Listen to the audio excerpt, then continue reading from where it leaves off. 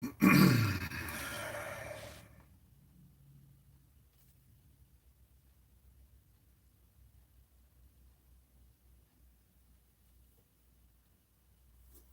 everyone there? Good morning, good afternoon, good evening, good night, and good God, we're screwed up.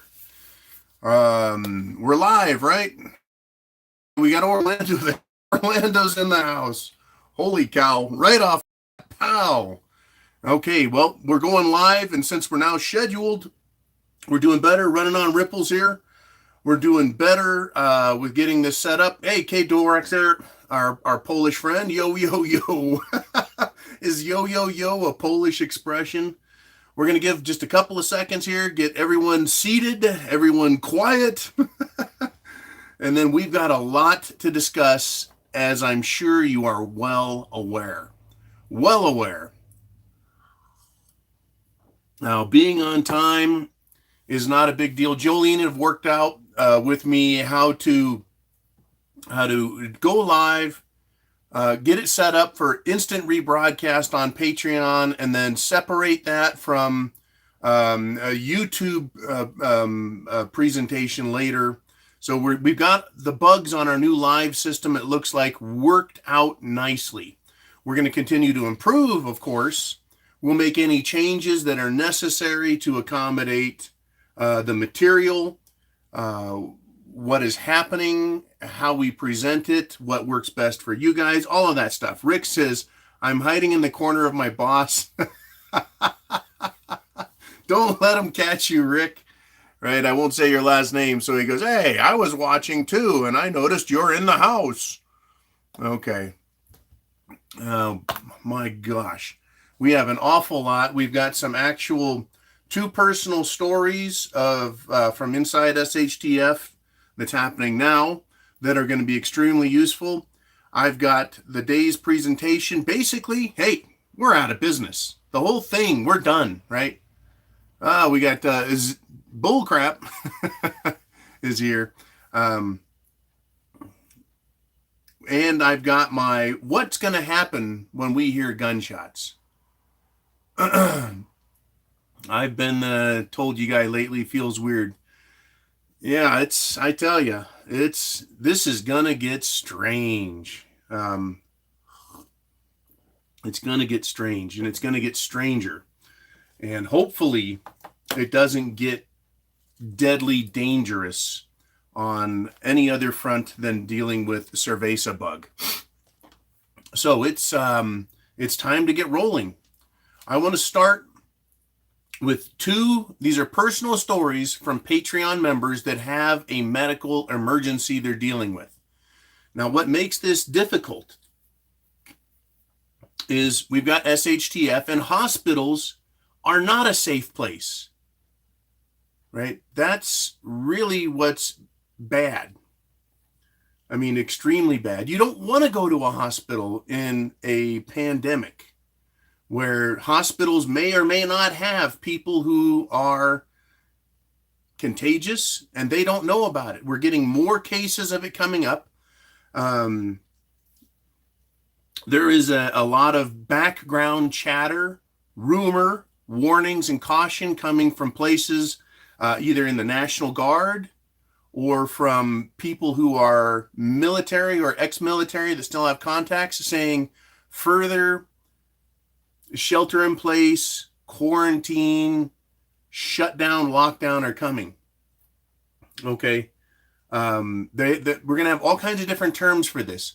Mandatory, voluntary, use good sense, or we're going to put a gun to your head, all of those types of things.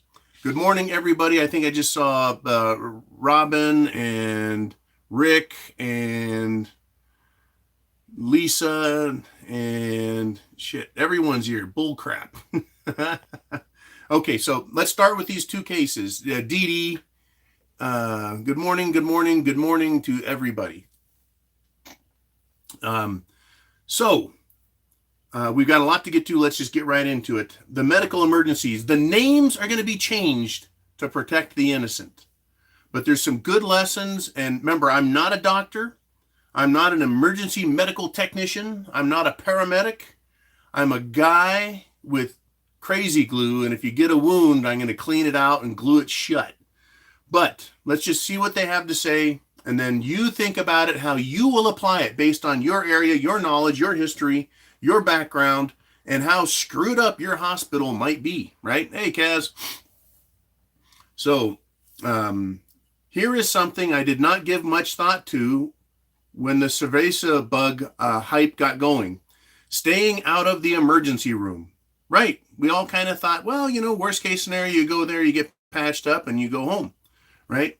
I cut my hand pretty good today.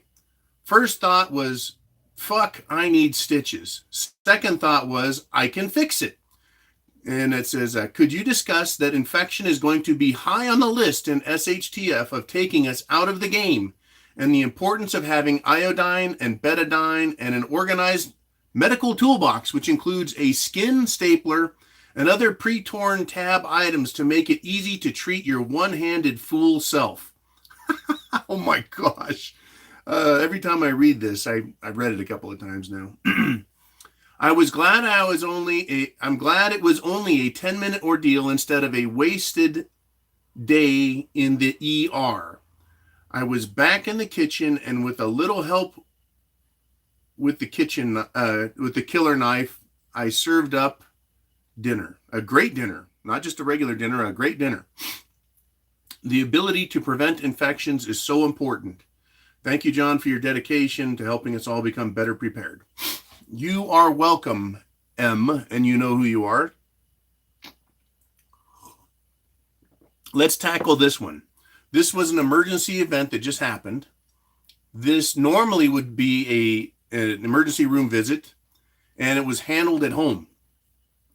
Two major concerns I have.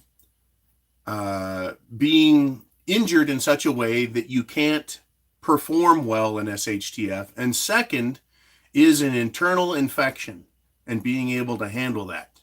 What happens when you get internal infections? Right? You can die. You can die quick. You can die painfully. So the first thing is you need a good first aid manual.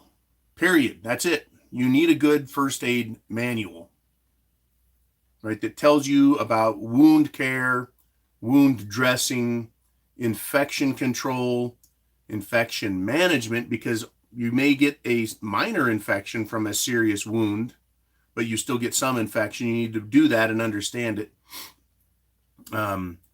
We have been trying to always keep veterinarian antibiotics in case your pet gets a wound, trying to keep those at the preparedmind.club, right? Jolene has busted her tail for years now. We get suppliers and lose suppliers and get suppliers and lose suppliers. And right now, you may or may not be able to get supplies based on either having a supplier at the preparedmind.club or getting them shipped if they're even available. If they're available, and then if there's a shipping company, if they're open for business, if they're still packaging, sending things out.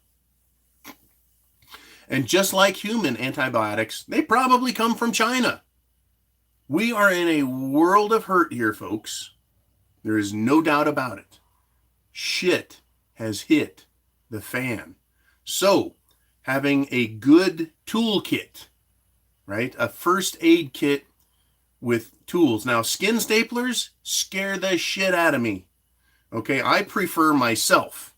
This is me. You have to think about it yourself. Driving staples into the skin just, to me, is the idea, introduces more infection. I know it holds the wound shut. It's really good. They're sterile, all that shit. But other ways to close a wound and keep it closed. So skin stapler.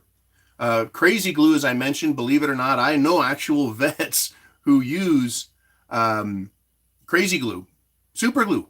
The wound is clean, everything is cleaned out, it's sanitized, everything else. You glue that son of a gun shut, literally. That doesn't mean it's not as good as staples, it's not as strong as stitches or staples, but it works, right? You glue it shut, and then you use anything, tape, to hold the wound shut, or on top of that, you use what's called a butterfly. It's kind of it's shaped like a butterfly, right? Butterfly, little wings, and you put one wing on each side of the wound and it holds it shut. Wound control and wound management. My thing is if you get a small infection inside of a wound, it's going to get red, it's going to get tight, it's going to get hot, it's going to weep a lot. You're going to get this gross, I know, pus, right? You're going to know there's an infection there. You need to clean it. You need to open it back up and clean it. Remember, I'm not a doctor. I just play one on TV. But having good medical supplies, iodine, betadine it's a iodine based or iodine based solution for cleaning wounds. So having that first aid kit, super critical. One of the first things I went when I said, okay, shit at the fan is here, I went and made sure my kit was available. I got my entire medical box organized. I've got all kinds of crap for wounds, because a wound can not only take you out of being able to function. If you get an injury on your foot or your hand, you're not going to be able to defend yourself if we get to that stage. And then once again, if you get a serious enough infection and the hospitals are available, you may have to go there, right? Another thing is bleeding. If you've got a severe wound where you've nicked a big vein or artery, you're going to, I'm not saying you're going to bleed out, but it is very serious. And stopping bleeding. Bleeding is good on the one hand, it washes the wound out. On the other hand, if you've got one like that, you've damaged muscular tissue. And anytime your heart rate goes up, it could reopen the wound. Anytime you do dramatic movements, it could open the wound. And it's not the movies. Real life, you're fucked up. So a lot of pressure, right? Clean the wound, seal the wound as best you can, wrap it with sterile material, or and learn how to sterilize cloth. Socks are really good. You cut off a section of sock, you boil that sock, and I know everyone's going to yell at me for this. Pull the sock up over your leg or your arm, wherever it is, as kind of like a all-around bandage, and then tape the ever-loving shit out of it with medical tape or duct tape. I love duct tape. I've got rolls and rolls of that shit. In fact, right, I'm never more than 10 yards from a roll of duct tape. Duct tape, protect things, hold it together, keep it from bleeding, keep it clean, all of that stuff. Anyways, I have blood clotting powder. I have all of that stuff. Anyways, it's just that critical. You don't want to be taken out. And if you have to go to the hospital, right, this is where this next story matters, okay? Throw this twist into your SHTF plan. My daughter just had to have emergency gallbladder surgery. On top of that, she was 28 weeks pregnant. It's funny, when someone's family member gets pregnant, they go by weeks. I go by months in my head, but I guess when you really get technical, they get down to weeks. The surgeon screwed up. Not good. Expect more of that from surgeons who are coming out of retirement to deal with cerveza bug. Surgeons who aren't that competent in the first place. Surgeons who are sick themselves or have a lot of worry because their own family is sick. Stressed from too many hours and concern over what's going on. Surgeons make mistakes. This idea that doctors are gods is ridiculous. They're just human beings, albeit a lot of them are brilliant, smart, competent, hardworking people. Yes, socks are very important, Robin. I love socks. Socks and, spare underwear, whether they go on your fanny or not. Some really good cotton briefs that are unused and unsoiled are recommended. Okay. The surgeon screwed up and the baby was delivered emergency C-section, right? Baby has to stay for 1.5 to 2 months. How does that work with quarantine is the question. That's a question I can't answer. It's a premature baby. I know the technology and the medicinal developments are great. I don't know, though, You're going to have to work with a pediatrician on that, especially, right, concerning the baby wasn't quite ready, and now you've got this issue. We're going to see a lot of this stuff, and I really hope that everything works out, and that maybe they can set up an at-home pediatric nursery. How does a parent get back and forth to the hospital to spend time with a newborn baby? I don't know these. It's going to be tricky. And where I wanted to address that is people with emergencies, medical personnel, law enforcement personnel, essential personnel and emergencies will be allowed to travel even in a lockdown. It doesn't mean you won't get stopped by cops or National Guard and people, waving their fist at you. You're supposed to be in your house, right? There's going to be exceptions to all rules. How do I travel half an hour to the hospital to support my daughter and family with this quarantine going on? My best recommendation there is Skype or some way to teleconference so you can hear the voices and share the facial expressions. It's not the same as holding someone's hand or patting them on the back, but it's a way you can do it without being exposed, without everyone exposing each other. I mean, thank God for technology. In fact, right now we're talking, right? You guys are writing in, I'm talking. We can't have 1,000 people on the screen, all of us shouting at each other, right? But this is a way. How does everyone know each other? This is a way we can all talk and communicate in a time of shit it's the fan and quarantine. It's absolutely amazing. So here's the next question. Why in the hell do I have to be in a hospital with a pandemic virus going on? What I'm hoping for is that this is a powerful lesson. It's a powerful experience. And I pray that everyone gets through it and gets home and it doesn't get out of hand and it doesn't affect anyone in a negative fashion beyond what has already occurred. Sincerely. It just seems like a huge twist to get away from the plan and self-isolation plan. One of the lessons we can learn from this is our plans cannot be one-dimensional. We have to have a good plan, alternative concepts and ideas, and the ability to improvise, adapt, so we can overcome. Had to do it, right? But that's what we're learning here, and you will get through this. You will have a plan. You will make it work. You're already way ahead of the game. So we plan for many solutions, but who plans for this? That's where being intelligent, informed, knowing what's going on out there, being well-informed. The other part of this, having to go to the hospital, having to go to the ER, I'll slow down because it looks like I'm getting choppy. Is everyone hearing this okay? Is the stream clear? Is the stream clear? Is the stream clear? Waiting for an update. Clear. Okay, thank you, Lisa. We need to be taking whatever vitamins, supplements, herbs, everything you can get. Everything you can get so that if you have to be exposed to the public, you're good.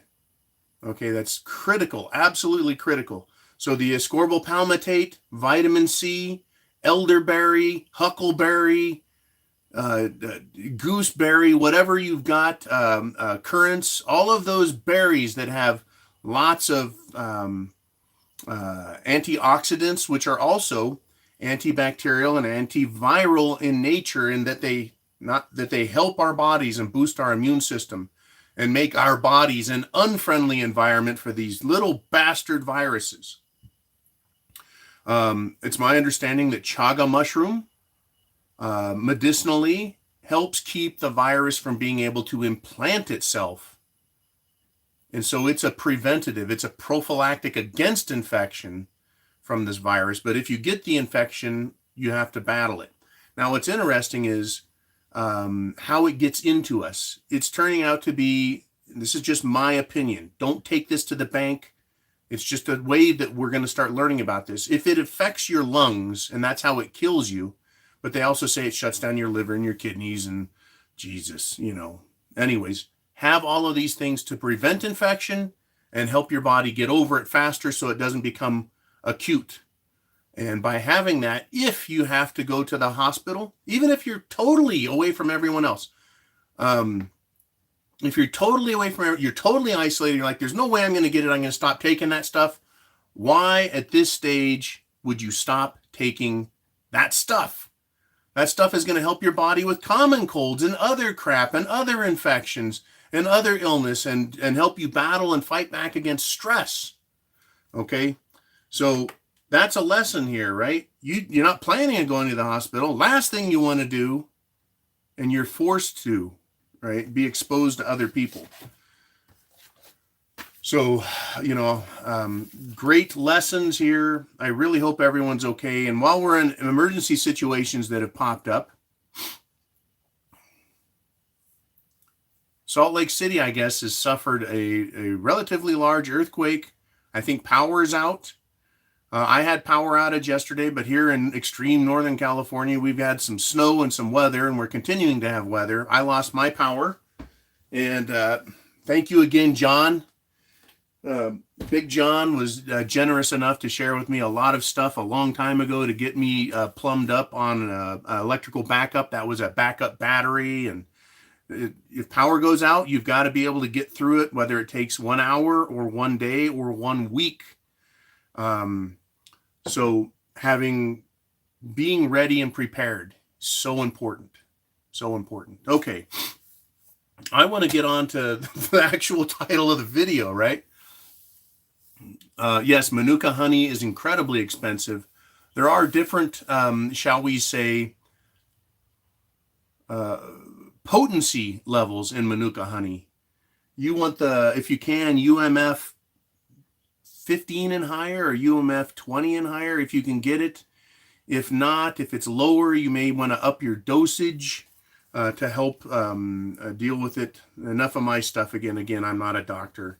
And Manuka honey is just honey. It just has antiviral, bacterial qualities to it to help you get over illness. But it's not a medicine, so I can't prescribe it. Okay. Here we are in SHTF. Is there anyone in the house that doubts it now? SHTF light is here. Is anyone doubting it? Raise your hand. If you've raised your hand, go to the back of the room and flog yourself with a stick. Then return to your seat and wake up, right? Okay, Philadelphia, in case anyone's not reading all the comments, has decided they're not going to arrest anybody unless you're a mass murderer. Okay, truth-telling mofos here. Businesses, right? We've got Cerveza bug on the one hand. We've got it. But what is going on that in a lot of ways is bigger? New York Police Department admitted they are infected. This is something we didn't anticipate, is that law enforcement is going to, because they're a social organization. They're a gang of sorts. Hey, Chris, good morning. They're a gang of sorts. Killer Dozer's in here. They're a gang. They're a social organization. They're a unit, and they're an emergency unit, so they need to stay open and perform their duties as prescribed under oath. I like to remind them. But if they get sick because they're going to come into contact with people, that's going to take them out potentially. At least 20% will get seriously ill, right? If they get Cerveza bug. So we're going to have blue flu. They're going to walk. They're going to bug out. They're going to quit. They're going to say, fuck it, right? They're going to get sick. You're going to lose parts of the force that way. And then you're going to get this attitude, and it's already being expressed by like the Philadelphia PD. We're not going to address squabbles between neighbors. Figure your shit out yourself. That business sector called law enforcement is not going to be here for you. They're not going to want to respond. They're not going to want to go to shitty neighborhoods. They're not going to drive 20 miles out of town to come see what your little problem is. We are going to be on our own if this gets significantly worse.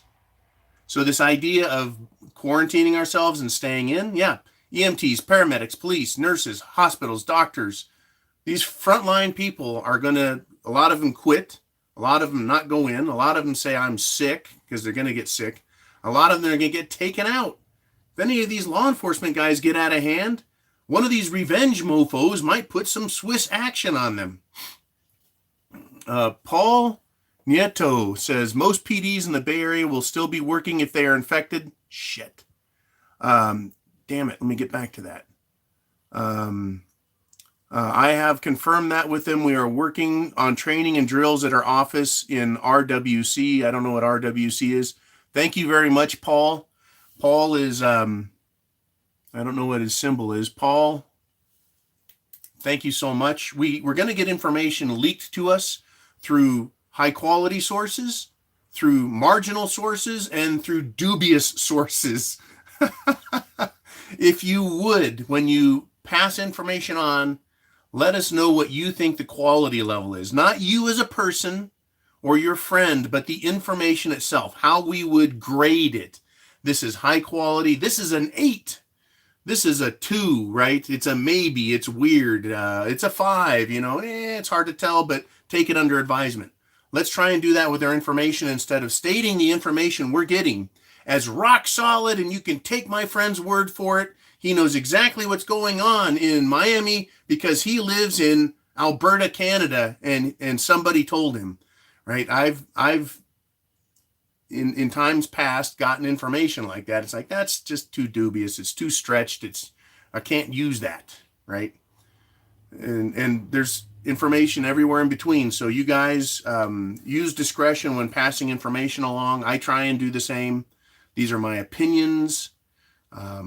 Stuff like that. So in a lot of cases, we've got rock solid information coming to us, and it's very valuable. Even if this idea that, okay, if that's what's going on in SFPD, if they've got some kind of program like that, they may have a program like that in every big city, and maybe even medium and smaller city police departments and emergency medical fields, right? What is happening in one place is most likely going to be what happens in other places, both on good and bad sides of things. So, woo! I'm really glad you guys are here. I feel like we're helping each other in the background in the comments. I feel like alliances are being made. Remember, if anything bad happens, contacting everyone via text, email, whatever system you've got for emergency communications, ham radio, do it and make sure the information is shared. Good information, bad information, make sure it gets shared, make sure we qualify it, and we're all going to get through this. I think there's going to be a level of cooperation within the prepper community that's going to be top-notch. It's going to be useful.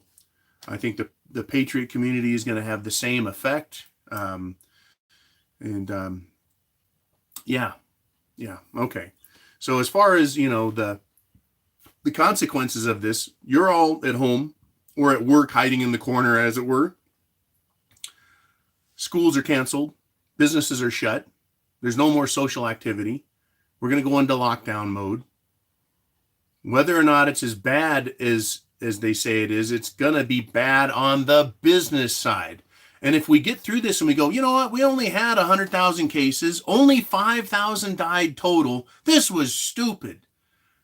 Everyone's going to stand up and go, yay, we defeated it because we quarantined, because we locked down, because we did all of that. We stopped it and saved one of the biggest disasters in the world that would have been worse than the Spanish flu. Everyone's going to be claiming victory, except we've got a huge issue here.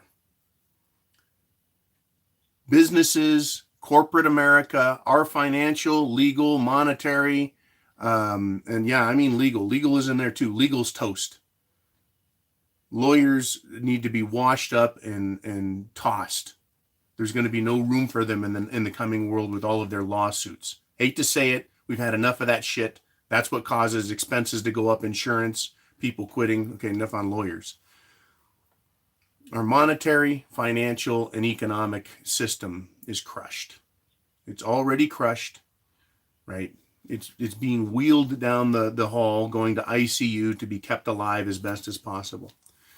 We need to quit bailing out failed business models with people who have done nothing but enrich themselves, right? Privatize the profit. They get to keep the profit. And when they fail, they socialize the buyout, meaning the public has to pay for them, right? Let's take Boeing, for example. We need to let Boeing fail and Boeing go out of business. The company assets, right? The company goes out of business. The property is still there. The building that sits on it is still there. All the remaining parts are still there. The unassembled, half-assembled, and fully assembled planes are still there. All of their offices still exist. All of their computers still exist. All of the people that work there still exist. But the business itself, the corporation, that invisible thing that we want to yell at, and when you get mad, you end up talking to a person who says, I don't know. The corporation's invisible. It's a phantasm of the imagination. It exists on paper. It's a ghost body. It needs to die. Boeing needs to die and go away. We don't need to bail them out in companies like them. We need to let new owners, new investors buy all of those assets. They can call the new corporation Boeing, but they need to get rid of the CEO, the CIO, the CFO, the EIEIO, get rid of all of those pricks, fire their dumb asses, and put people into a company that know how to run a company properly, to make planes that fly, to make the company profitable without screwing its employees, its customers, and the government that's always there bailing them out because they can't seem to turn a profit while all the bigwigs seem to get rich, right? And the company's profitable, so they make money, but all of a sudden, when it comes to tax day, they're unprofitable. We need to put in what I like to call competent, knowledgeable, hardworking people, right? Put those employees in place. Because every time we bail these people out, they continue to do what? Enrich themselves and fail some more. Bank failures, same fucking story, right? We need to teach bankers that their mistakes destroy people's wealth. It steals from everyone else, right?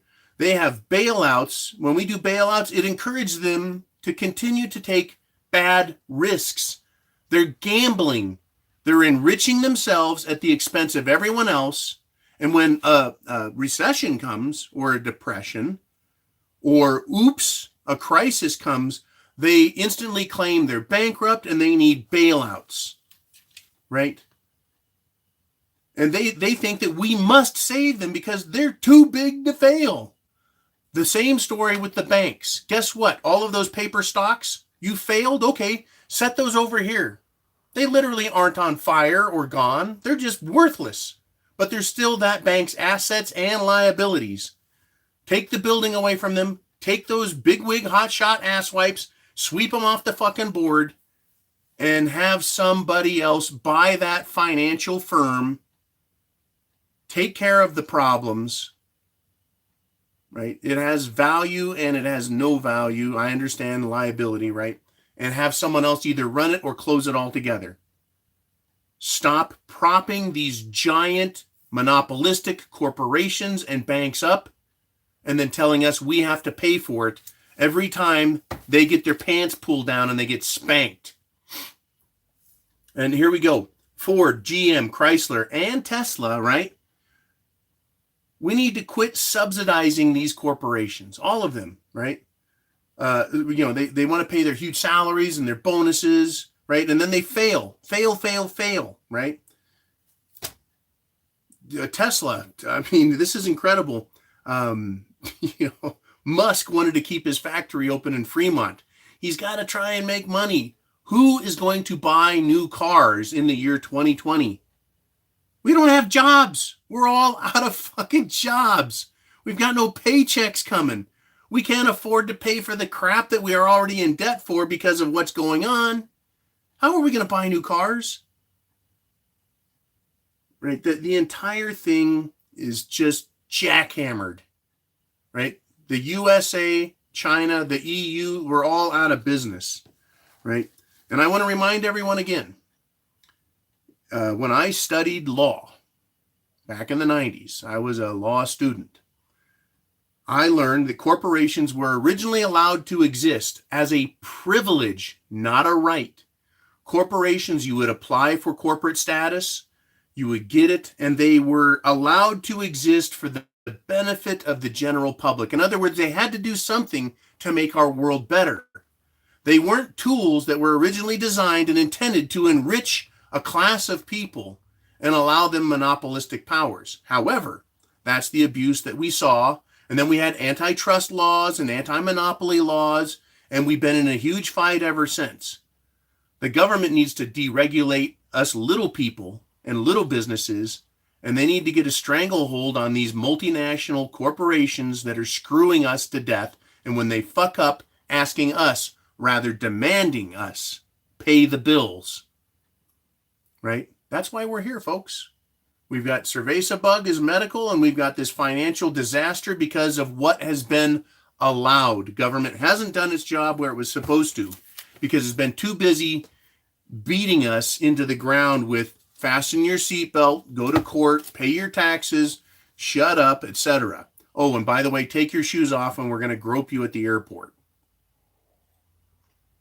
And believe me, with Cerveza bug, we're going to be visited with a sort of medical Patriot Act at some point. Oh, to protect the public, we need to do random testing, and we need to have scanners out that check people's temperatures in case there's someone that's too hot. They could have a fever that could be Cerveza bug, that could be dangerous, so we need to arrest them instantly. Who knows what's coming, but it ain't gonna be good because government hasn't learned its lesson. We're gonna go through a whole lot of stupid, and hopefully we can grow through it. Okay. By the way, article came out. Italian pollution is way down. Well, it's because their factories aren't open. People aren't driving as much. Greta the Climate Grinch would probably see this as good news. That type of lower pollution is, wow, save the planet. In other words, climate creeps are going to be very happy about what is going on. I just wonder if they're going to be happy when they're told they can't go get their Starbucks. That, well, you can't get this and you can't get that because the business is closed. They're out of inventory. It came from China, you little twerp. No. All of these spoiled cretins out here, they're spoiled. They think they should get everything they want and everyone else should be denied. Well, when we get into a situation like this, we're all put back in the same boat and told to suffer. So we'll just see how these little elitist fruitcakes feel about total economic shutdown. They can celebrate saving the planet while they suffer in misery, I guess. Woo! The Canadian border is closed. Yeah, it's closed. Did I miss the Mexican border? Someone tell me. Let me make sure that this chats. Okay. Yep. Extra powers being given to the UK police. We're going to expect, Vincent and everyone, a lot more power being given to all authorities. Okay. Oh, wow. Where am I at in this? Oh, is the U.S. Mexican border closed? Someone put it in the comment section, please. Aloha's in the house. Wow. Just wow. Canadian borders closed except to business. That is, hey, Canada, if you've got some good stuff, we want you to ship it here. And I'm sure Canada's like, U.S., we want your stuff too, but only if it's good stuff. DDG, John, you never GFTO'd. No, I did not. I had my pants down and making the transition. I've got all kinds of plans to do GTFO and have a marvelous program there to teach how to get through SHTF, to live it in a way, and it looks like we all get to do it together. I still plan on GTFO for health reasons, right? My health doesn't agree anymore. My personal physical physiology does not agree with the environment I'm in. So I'm hoping after Cerveza bug passes, I can GTFO and do what I was planning on doing. But right now, we've got another set of letters that we're personally dealing with, which is SHTF. If you guys remember Luke Banter from Canada, he's a paramedic and ex-cop about my age. Had a prepper channel a long time ago. He dialed in and said he's doing good. In case anyone remembers Luke Banter, a good guy out of Canada, didn't like how law enforcement operated, so he got out of it. But just a good guy with good perspectives. Shout out to Luke. He said he would be on in the background. Okay, anyways, Mexican border, I don't know if it's closed. Somehow I missed that. There's so much crap going on. Pow, right? Now, in New York City, de Blasio is saying he wants military assistance, military help. Now, I listened to Dum Dummio the other night. I listened to his live broadcast, and he kept saying, the Trump administration doesn't know nothing. The medical community's retarded. We need the military in here. Now, the military's the military. You guys know I'm a jarhead, right? The military is the military. I got a cavity once. I'd show you. There's my precious metal. I've got a gold tooth. The military, I had a cavity, went to sick bay. They drilled it out with what seemed like to be a 1/4-inch drill bit. I could stick my whole tongue in the hole, right? They filled the cavity. Wasn't a problem until I got hit in the jaw really, really, really hard. In fact, one of the few times I've been knocked out. Cracked the tooth. And now I have I got a root canal. Long story on the root canal, very painful. I was tortured by my dentist. And, right, so the military has medicine. The military is a bit crude. I'm not putting down military doctors. I know a couple of military doctors, physicians. Great people. They're like anyone else. They're doing the best they can with the tools they have. But for de Blasio to say the military is better at doing stuff than the civilian side, I disagree wholeheartedly. Period. I love them, but they're not any better. And certainly there tends to be a little more of this than a little more stroking nicely. Whether we're talking about military justice or military medicine, tends to be a little cruder and a little rougher. For obvious reasons, the military is actually here to fight a war, not to stroke you, right? Doesn't mean there's not great, amazing, good people in the military. De Blasio asking and saying, hey, we need military assistance. He's asking for trouble. That said, New York City is fucked. When you got, 10, 12 million people packed into that turd hole? Oh, you bet they're in big trouble. Hawaii is said to be pandemic wave coming. You bet we're going to have areas of pandemic coming. New York City is going to be consumed. Washington State, areas of it, like the SeaTac area, consumed. Oahu, consumed. Oahu is the island with Honolulu on it.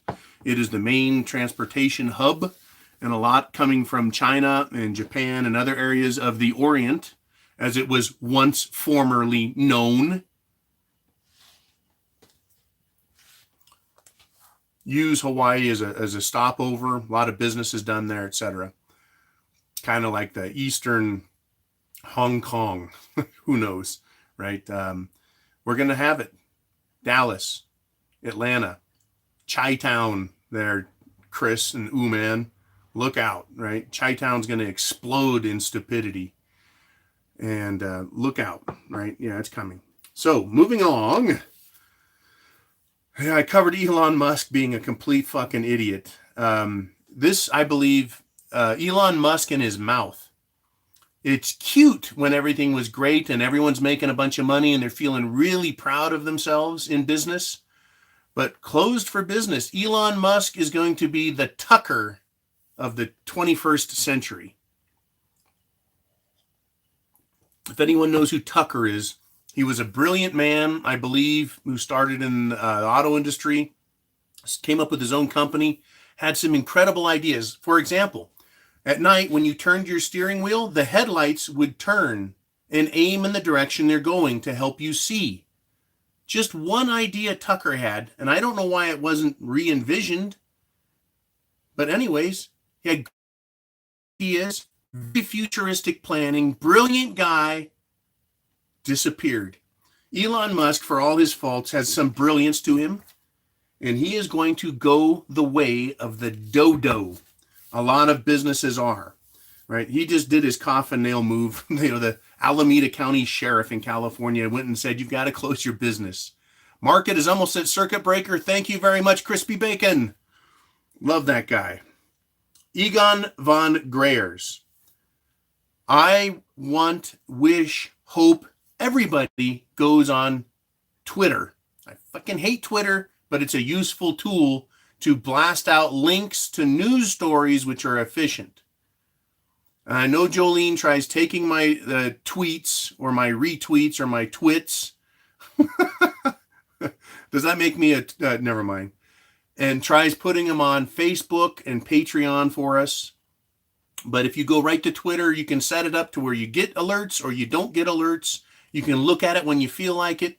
But if I see news stories or events happening in Shit Hits the Fan, that's why I'm pushing it so much. Shit has hit the fan. If there's a fucking news story out there that's really critical for, I think, some of us to know, I'll put it out there for all of us to consider. Oh shit, you're perma-banned from Twitter. Sorry, Kaz. Fourth Dimension is Kaz. If you guys don't know who he is, great guy, big heart, and a big mouth. We love him to death, man. He's just a cool dude. He will say it like it is. Got banned from Twitter. Yeah, that's a great idea. Let's ban people so they can't even participate and get news. Great concept they have there, except it doesn't take into account SHTF and the need for us to get stuff. Absolutely incredible. So I put out a couple of tweets this morning. Janet Yellen, if you remember her, she was post Benjamin Shlomo Bernanke, pre Jerome Chief Goon Powell of the Federal Reserve. She was the chairman. What is that title they have? Chief. Chairman. Whatever it is. Anyways, Janet Yellen was the chairman. She was the big kahuna running the Federal Reserve for a long time. And she had the brilliant idea one day to say, quote, we won't see another crisis in our lifetimes, end quote. So the question I have is she dead? Did she die so that we can have Shit Hits the Fan in the economic sector, in the financial sector, in the monetary sector? Right? We won't see another crisis in our lifetimes. Maybe she meant our system's lifetime, because our system is now dead. We're out of business. We're done. I've got some crazy ideas that I think now aren't so crazy. Before we get to that, another tweet I put out, and I put the link, and you can read the articles. You can read the headlines. Where is Mummy Ginsburg? Oh, gee, many crickets. Ruth Bader Ginsburg. She's probably never mind, I won't insult her. I don't think she's alive, though. Certainly not coherent. Certainly not impossible to be competent and capable of doing her job. Okay. So Egon von Greyers, he's one of those fossils. And I don't mind making old people jokes, young people jokes, Gen X. It's like we've disappeared. No one gives a fuck about Gen X anymore. What happened to us? At one time, people used to make fun of us, right? So we got the boomers on the one side getting picked on, and they're crapping all over the millennials on the other side because they're a bunch of spoiled turds. And everyone's forgotten poor Gen X. We're in the middle. We're the most boring generation ever. Okay. Egon von Greyer's. He's one of these fossils that's been around long enough to remember every economic crisis and problem going all the way back into the 60s. And the guy is still brilliant. He's a Swiss person, by the way. Sans holes. Doesn't have holes in him, but he is Swiss. He says the next 5 years is not about winning, but surviving. And he is speaking, I think, in the article across the board. We need to survive through the cerveza bug, and we need to survive through the economic pandemic. Zombie farmers in the house. Okay. It's going to be not about winning, but surviving. And also within the article, this is important to all of us who understand how the monetary system is going. And I shared this earlier this morning with Crispy Bacon, who's one of the, shall we say, our syndicate behind the scene guys that shares ideas. Oursyndicate.com started by, I'm going to blame Kaz. He probably came up with that term. Certainly Vaughn, Kaz, and Uman, and then Uman made it real. And Chris and many others are part of that R Syndicate. You're all part of the R Syndicate if you're sharing valuable information. So, Egon was saying the other day, Switzerland has lots of gold. Yes, the stores are out of gold. The warehouses are out of gold, but Switzerland has the largest refinery that makes bars. They make the different little cute square bars that are all pretty and shiny, and they got a package around them, a wrapper. But now he's kind of changed his tune, or he's changing his tune, saying there's probably going to be a shortage of gold coming out of Switzerland. Not because they don't have those giant frickin' bars that we wish we were strong enough to be able to pick up and carry away. And I might be able to carry one of them. I think I might be big enough and strong enough. But if you didn't participate and train for strongman, you may not be able to. Anyways, they've got those giant bars. And then they make little bars and they sell them. They make the 1 gram bars, all of that stuff. Pamp Swiss or Pumpsties. He's saying people in the refinery have cerveza bug. So the refinery is going to shut down, which is going to exacerbate the shortage of available physical metal. So my question I have on the backside of this, as we recognize the economic shutdown, America and the world, no business. Okay, thank you, Mr. Lord. Yes, the hospitals are filling up. And chocolate, out of Swiss chocolate. So we've got an economy failure, we've got a financial banking failure, and was that Vaughn in the house? Yeah, it was. Vaughn, you married a Mexican woman. You don't get hot blondes anymore. Okay, back to this. See, you guys distract me with your comments. Okay, so we've got a economic crisis, businesses shut down, a banking crisis, right? Banks are insolvent. And we have a monetary crisis. That is the value of our money, where it comes from. It is in crisis. We've been talking for months and indeed years about the coming monetary collapse. The US dollar failure. We've got a fiat system. It's the petrodollar and it's failing. Look at the oil prices. The lowest they've been in 25 years or worse, in a inflation adjusted environment. The oil is like the lowest it's been ever, it seems. Right? We've got peak oil, and at the same time, we got peak stupidity and fuckery, and it's ruined. So what the dollar is based on is ruined, and then how the dollar is being abused by governments just spending money everywhere, our monetary system is done. Banks over the last couple of years have been buying gold, silver, silver, gold. Okay, they are buying silver. In fact, it was last year, maybe 18 months ago, that Putin allowed cameras into Russia's, their version of Fort Knox. And there were pallets and pallets and carts and pallets of gold everywhere. and silver. They're hoarding both metals. In Russia, JP Morgan has the largest single silver hoard I think North America has ever seen, short of the silver that was hoarded by American technology to help create the nuclear refinement world. And then that silver was smelted and turned into American Silver Eagles over the last 30 years, I believe. So that hoard was transformed into, the silver that was used in the American supply. Hopefully it's not radioactive, by golly. But back to the story of the money is destroyed, and we're going to need to go into the next monetary paradigm. China has the world's largest gold hoard by reputation. America claims to have either the second or third largest gold hoard still in Fort Knox, but they can't confirm it. However, right when Trump took over and he appointed Mnuchin Munchkin Brain as Secretary of Treasury, he went there, held one bar up for the camera and said, "The gold is good." Yeah, no shit, we know gold is good. How much do we have, asswipe? We're going to end up going into a new system. So Egon von Greyerz, flashback to the story, all of a sudden says Swiss refineries are shutting down.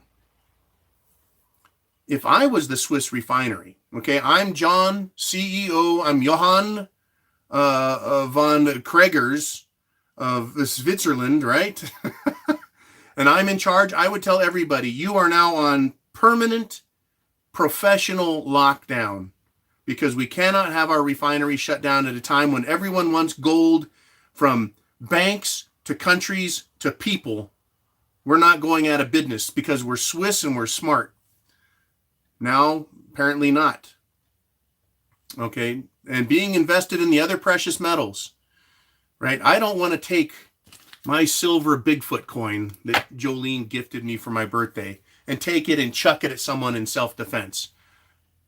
Copper, brass, lead, and cold blue steel is going to protect your silver Bigfoots, right?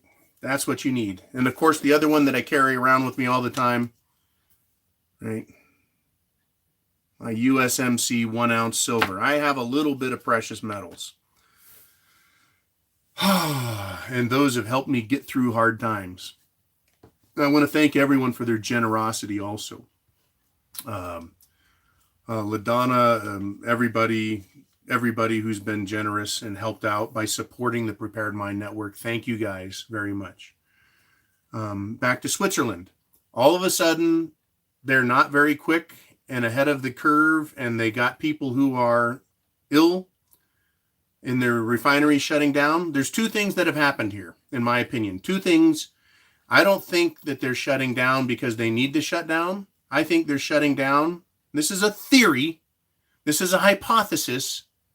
And it has nothing to do with the dreaded C word, right? Which is, how would I say the C word without having us all kicked off of YouTube permanently and Patreon permanently? The dumbspiracy.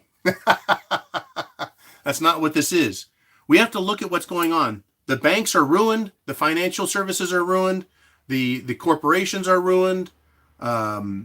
International trade is ruined. It's all ruined. We're going to go into a new currency system. And everyone's been buying gold. It's easy for me to see that this is a move by Switzerland. They have either, all of their gold reserves have either been sold to other central banks.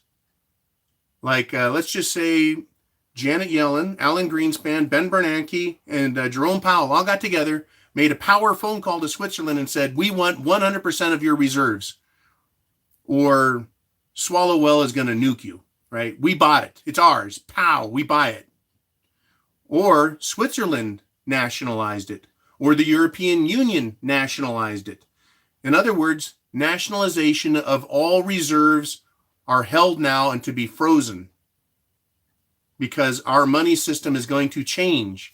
We're going to be in lockdown for 2 weeks, 3 weeks, 4 weeks. I still believe that only large cities and metropolitan areas and the greater metropolitan areas will go in permanent lockdown.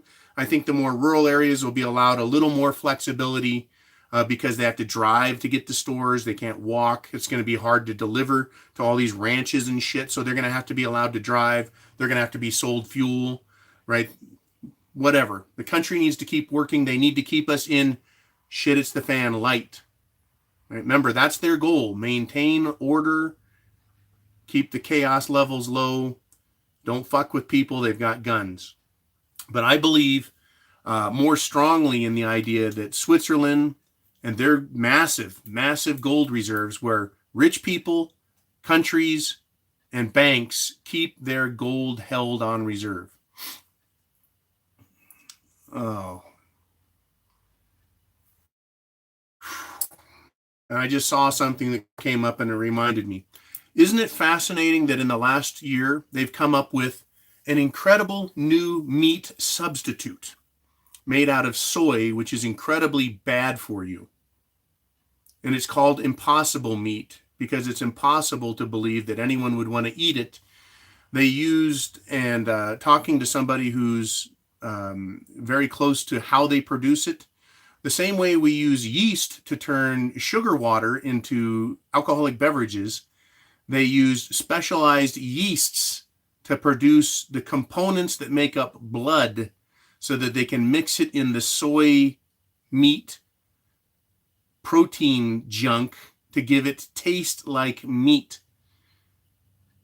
It is not natural. It is not, it's vegetable based, but it is a complete disgusting biological experiment of meat.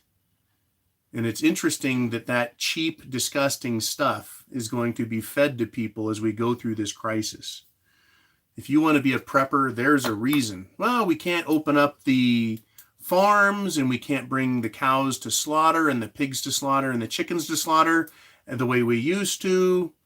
And so we're going to start making this impossible meat and enjoy it. Yeah, may as well be Soylent Green. So it's my understanding, it's my belief that in the next weeks and then months at the latest, we're going to be introduced soy lentil green. Oh, that was great. Ooh, man, give yourself an extra helping, an extra ration of wild turkey tonight. I can't remember what you showed me was in your cart weeks ago.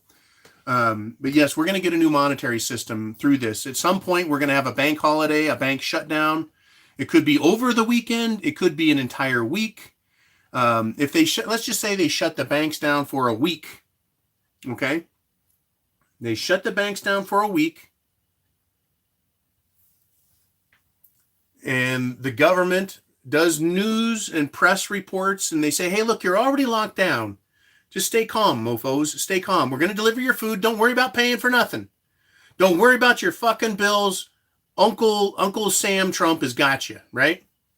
Uncle Jerome has got us covered, right? And if you want a Democrat to do it, Uncle Biden, right? He'll massage your shoulders and give you some free money. Nobody worry about nothing, and then let the press play through it. The panic, the fear, the concern, the worry, the anger.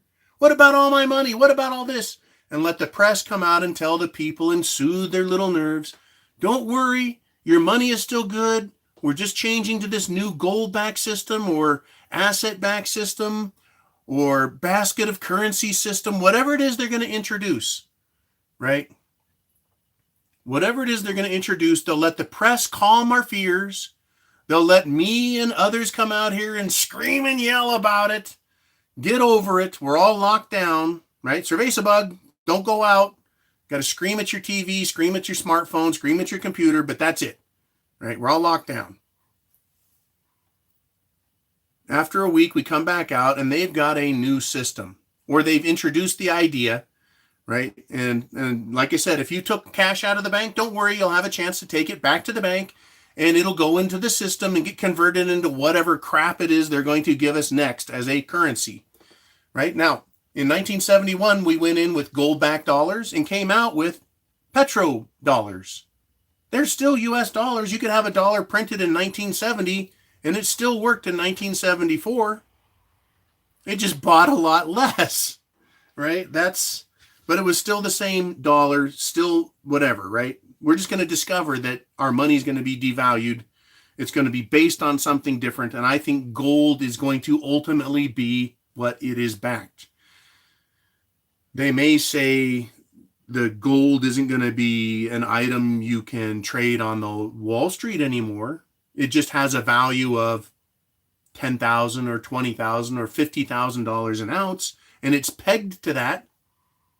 There will always be a market for precious metals. There will be if not a legitimate front market, there'll be a, shall we say, black market. I'm sure that's racist. God, I'm so glad SJWs and all their horse shit are going to disappear, because there's not going to be any room for them in this new world. Yeah, I said it, new world. Okay, I've been promising, and I want to get to this. I know we're going long here. I've been saying I want to try and keep this to an hour. These live broadcasts, because it takes an incredible amount of energy to do this. Live broadcast at 8 in the morning, live broadcast at 4 in the afternoon, Pacific time. You do the math where you're at to tune in. I want to keep it to an hour, but while we're getting into this new format and getting used to it, we're going to go a little longer, especially on big news days. The question was brought up yesterday.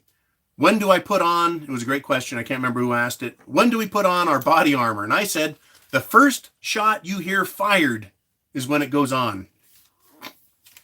And then it stays on. Once again, I bought AR-500 body armor. It was given to us by AR-500 at a discount, I believe. I've worn it. It's incredibly heavy, but I feel like Iron Man, bulletproof in that shit, because I am bulletproof. Anyways, we're basically bunkered in. We're in shit, it's the fan. And so this what I'm going to read here has to do with that first shot that's fired, as well as for new preppers or people who haven't really done much beyond collecting food, water, shelter, clothing, and medicine, and a means of self-defense. If you've just gathered this stuff, but you don't really have a great plan, let's kind of go over stuff and talk about it. And I'm not saying you have to do this stuff. I'm saying, good God, 900% more estrogen than soy. Thank you, Miss Millie. Don't eat fake meat.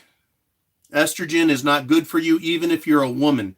If you're pumping your woman body full of soy estrogen, your body will turn off its own natural production of estrogen because it's not needed. You're over-hormonized. And the consequences of that are being seen in, soy boys. They quit producing testosterone, or testosterone is overwhelmed and they're effeminate.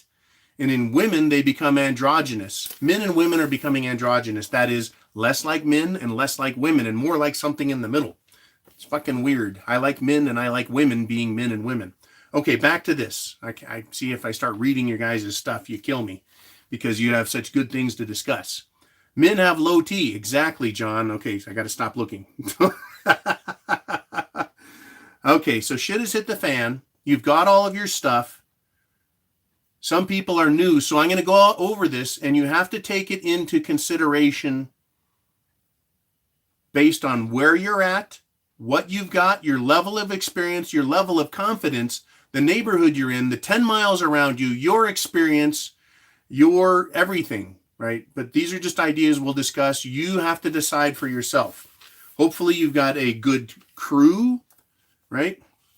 People you can talk about things, a good, nice committee that can make decisions as well. So having your food organized right now, right? Food, water, shelter, clothing, all this stuff. Food, know what is missing. In other words, you're going to need to do an audit of your food. Understand how much you have of everything, and don't consume all of one thing all at once. You're going to need variety for health reasons, energy reasons. You're going to need variety of food for psychological reasons. I missed that thing about getting the tape out. You're going to need food for psychological reasons. Having a variety of food keeps your palate from getting bored and pissed off, makes your stomach happier, right? It increases many, many things for us. So know your food. And while we're able, while we are still able, replace what is missing and stock up on what you need so you have a well-balanced diet with a lot of variety. And I'll remind everyone again, get spices. Don't forget spices. Get spices for variety of flavor. So important. With regard to food and Shit It's the Fan, plan good meals. Again, we're in Shit It's the Fan light. It's not like we've got Machine Gun Kelly going at it with, Audie Murphy out there. It's not World War III on the streets. Thank God. We've got Shit It's the Fan light. We need to plan good meals.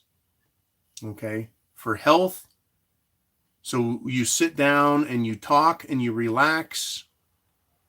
Right? It's so important that we keep our immune systems up, our attitudes up as we go into this, because it's barely started, folks.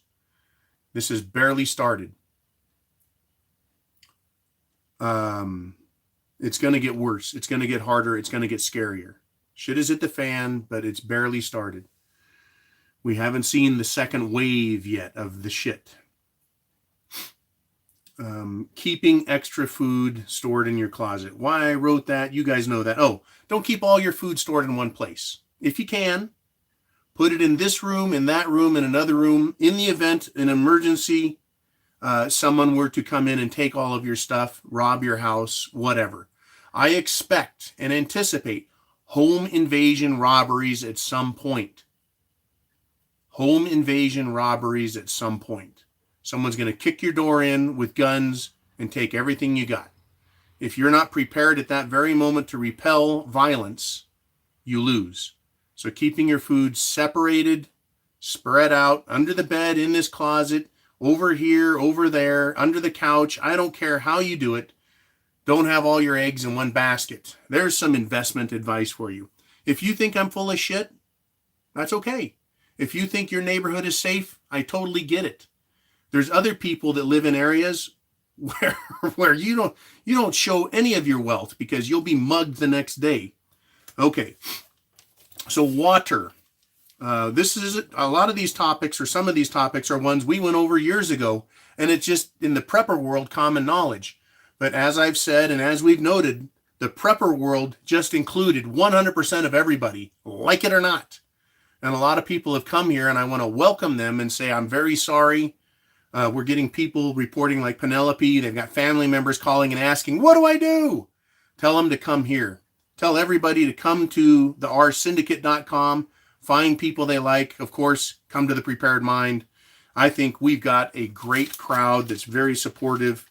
Yes, there's trolls, idiots, assholes, and butt wipes, but you get past them, and here we are. All of the people that said, nah, shit'll never hit the fan, basically they've got a big crow sandwich they're munching on. So water. Ensure at any one time you have at least 3 days of water. The reason I'm saying 3 days is that's a lot of water. Filling your bathtub. You need to fill your bathtubs up. Keep them full of water right now, because water could go off for a day, half a day. If your water's off for 10 minutes, you panic. I had mine go off yesterday. I'm like, damn it. Got to get the generator and go put it on the well. Fill up the pressure tank, because the power went out right when the pressure tank was almost done. So having 3 days of water, having a generator if you've got a well. But if the water goes off for a couple hours or a day, they're going to get it back on. Trust me, the city, county, state, the federal government wants to keep us calm and in our houses. They do not want us going to the river. Remember, this is Shit It's the Fan light. They need to keep the water on at all costs. I will recommend running all of your tap water that you drink, running it through a Brita filter, a Berkey filter, an Alexa Pure filter, or drinking through Life straws out of a glass. The reason I say that is at some point, if something goes haywire, you're not going to hear about it until it's too late and the water system could get contaminated. Or, you see, the water is sucked out of rivers or sucked out of municipal wells or pulled out of a lake or a reservoir. and they have to try and purify it or sanitize it, right? They run it through what? Scrub filters. They drip chlorine into it. If we have an economic slowdown, they may run out of chlorine. See what I'm saying? They may run out of chlorine, and the city water may not be getting chlorinated. Hopefully they run out of fluoride too. But the run out of chlorine. They may up the fluoride. Shit, I didn't think of that one. See how you think of this crap? They may want us to be extra sheeple-like and put in extra fluoride. I doubt it. I really doubt it. But the idea of having your own chlorine tablets or chlorine bleach for cleaning, for disinfecting, even control, treatment, and cleaning. It burns like hell, but it sure works. If you haven't done it already, go online and get the recipe, the formula for sanitizing a gallon of water. If you have a gallon jug, how much chlorine do you need to drip into that in order to let it disinfect? Get that stuff, write it on a piece of paper. Okay, I have well water, and I don't have to do any of that shit. My water comes out of the ground, and then it goes through an Alexa Pure filter, and that's so I'm safe. But if you have city water and you don't have other means to filter it, use chlorine, get the recipes, have them on hand. Okay, moving on to shelter, right? Food, water, shelter. People don't think about it. They're like, yeah, I got a house, I'm fine. What the hell do I got to worry about? Ensure your locks are in good order. Right?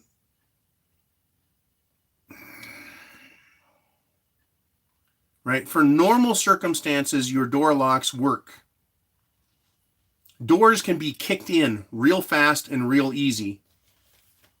You may want to have the ability to screw a 2x4 over each side of the door and into the king stud or cripples. I'm sorry, the 2x4s on each side of a door that it's screwed into.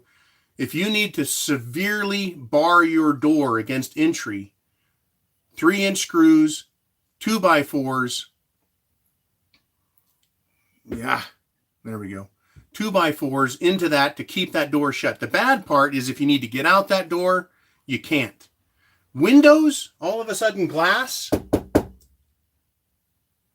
All of your windows, that's a point of entry. It's sad. It's terrible. There's really nothing you can do about it except screw plywood to the outside. If you do that, you lose your ability to see out. So there's defensive positives and negatives. If you've got plywood to put over every window, thick plywood, and you can cut slots in it to both look out, get sound, as well as put a barrel out, right? But it does impede or block your vision, securing your shelter. You may do that now. You may do that when shit hits the fan, big time, right? If we go into a limited geographical Mad Max, right? The city just, part of it went on looting chaos, and you happen to be in it or near it, you're going to have to go into full-on defensive mode, having your shelter prepared for barricades, right? Know your fences, know your weak spots, know your weaknesses, your points of entry, your avenues of approach, and know what's beyond them. And this is if necessary. Like I said, you may live in an area like I live where I go, every house I see has a gun-toting hillbilly redneck that is not going to tolerate any bullshit. Right? That's my first layer of defense, is the neighborhood I'm in. You do not want to come in my neighborhood or many like it in my area and fuck around. Right? This is a no fuckity fuck zone. But there's areas where it's going to be nothing but fuckity fuck. So have your shelter ready to be barricaded or barricaded. Have your plan ready to use your house as a bunker. The idea and concept of sandbags, having sandbags available to fill with dirt, to say put in your front living room against the wall, 3 feet up, in case people are shooting from the street and they can't shoot through the wall into your house. You'll get at least some protection. I'm not saying panic. Do not panic. This is not happening now. It's about being prepared for the next step. Right? Okay. Get them at the door with a stapler. Yeah, if you don't have a gun, staple those motherfuckers. Okay, clothing. Clothing is important, especially in early spring, which is where we're at, and late fall, when you get big temperature swings and changes in weather. Like last 4 or 5 days ago, I had 2 weeks of clear weather, getting warmer, spring type in my area. Almost overnight, all of a sudden, it's snow, snow, snow, snow every day. Big difference in my ability to stay out all night, to run patrol, to move easily, to stay warm, right? Weather can change. Have the proper clothing. You can always take clothing off if you get too hot, but it's hard to put it on if it's locked away in the garage, right? So food, shelter, clothing, very important. Here we go. Big Arctic blast, short but sweet, not as cold as last year, though. It's my understanding out of the Bay Area, according to John Lord, you got snow in the Bay Area mountains, which I saw as a child. It was not uncommon to see it at the top of the mountains, but at this time of the year, it is definitely strange. Okay, medicines, first aid, we went over that. Inventory your meds. Not only your first aid supplies, but your medicines. Fill prescriptions for as long a term as you can. Once again, as a prepper, get ahead of the curve. Talk to your doctor and say, look what's going on, doc. Get him on the phone, right? Doctor, damn it. What do I, and he'll go, okay, I'm going to get you 2 months worth, right? You're not going to get 6 months out of him. You may get get an extra month. Self-defense. Your self-defense tools and ammo. Have them clean, have them ready, and that's it. Right now, it's shit, it's the fan light. But once again, we're building up to this. What if I hear that gunshot? That first bam! Right? There's not going to be a lot of cars out there driving around. It's not a backfire. Right? Now, in my neighborhood, I'm expecting to hear it when people getting their trigger finger warmed up. If something stupid happens elsewhere, we'll be like, okay, getting the old trigger finger warmed up. I'm expecting that. But if you're in a city, people don't shoot guns in a city a whole lot. Unless you're in Chicago or Baltimore. Okay, so have your tools ready. Have your copper, lead, brass, and cold blue steel ready. That is your precious metal for self-defense. And I hope you're practiced and I hope you are trained, but if not, you're going to have to do your very best and just be prepared. Some of you will panic when you hear it. It gets my attention. I don't panic, but it gets my attention when I hear gunshots. Okay. So you need to know the perimeter of your house. Like I said, check your fences, know your perimeter, know what's on the other side of the fence, right? So that you understand avenues of approach. That is, ways that people could get to you or try and use your property as a thoroughfare, right? Just because you see someone running across your property doesn't mean shoot at them. They could be running from something far worse, and they could be the good guy that's running. So it's not a, shoot first, ask questions later thing, but knowing the situation in the scenario. Know your positions from your house, your bunker, your bug out location, wherever you're at. Know what positions are best defensive positions to repel and defend from. Don't wait until it happens to go out there and go, now where should I stand? Should I get behind that tree? Should I get in that hole over there? Or maybe that ditch? Figure it out now. Be prepared. In your house, this is very important, right? Everyone has a bedroom that they sleep in, or maybe someone always crashes on the couch. This is shit, it's the fan, and you need to be a little bit more systematized. No getting up and running through the house at night, right? No raiding the refrigerator for snacks, because others in the house, if you've got a heavily defensible or defense space, right? You live in a bad neighborhood, in other words, and you're very concerned about what's going on. You've had those first shots fired. Everyone needs to sleep in positions where they can be relied on to be. So know where people are sleeping and avoid accidents. If you got to get up and go pee in the middle of the night, let others know. Hey, it's just me. It's Bob, right? I'm going to go pee. It's not a break-in, right? The power's out or you trip, right? And you don't want to crash and have someone think that you're a bad guy and get shot. So know where everyone sleeps, have it systematized. You don't want any accidents, especially this is for nighttime, right? Once again, know the 10 miles around your house. And I'm going to go over this information after we start getting reports of stupidity with firearms. But I want to go over this now so that people can think about it and start applying it. Because there's a lot of people that haven't put any thought to this. Okay? And also the reminder about gun confiscation. That could be part of why you're hearing gunshots. It could be criminals or it could be criminal agents. Okay? The criminal could be your neighbor who has red flagged another neighbor or swatted, as the term is, swatted their neighbor because they're stressed out and freaked out and scared to death and mad and pissed and they want revenge. So they red flag their neighbor. The SWAT team, half of it shows up. The other half has got cerveza bug. They show up. They're pissed off. They're scared. And now you've got gunshots, right? This can go down a number of different ways. So understanding the 10 miles around your house, the neighborhood you're in, the general area, the 1 mile around you, and be prepared for those first shots. Now, when you hear that first gunshot or gunshots, these are the things you need to think about, or some of the things. You need to estimate how far away was that.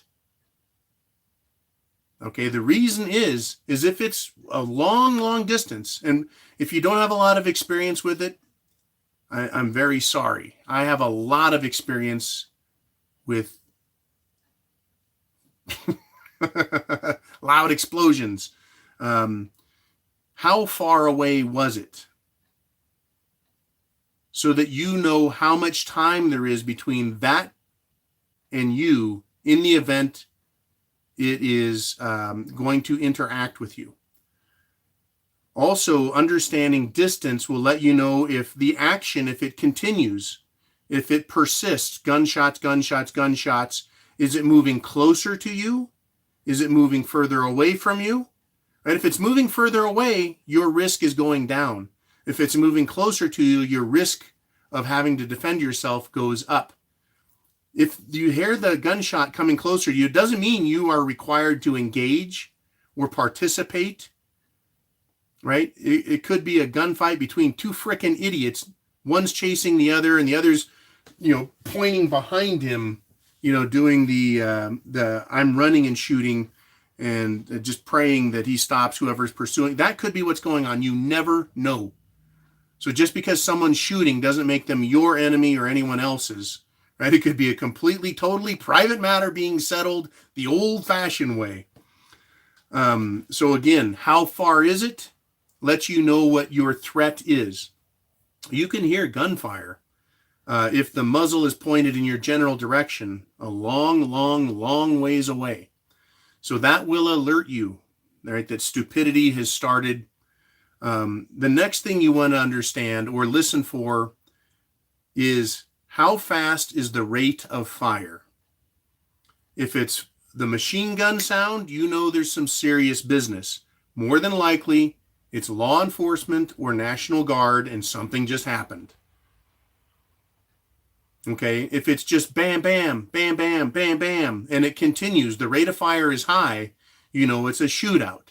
If it's 1 or 2 shots, right, what is the rate of fire? 1, 2, 3, 4, someone just got capped, right? There was a limited exchange, it's over. But if there's a rate of fire that persists or continues, very high rate of fire, it could be more than 2 people, it could be 10 people, it could be who knows, shall we say, an attempted home invasion, and it's met with massive amounts of gunfire to repel.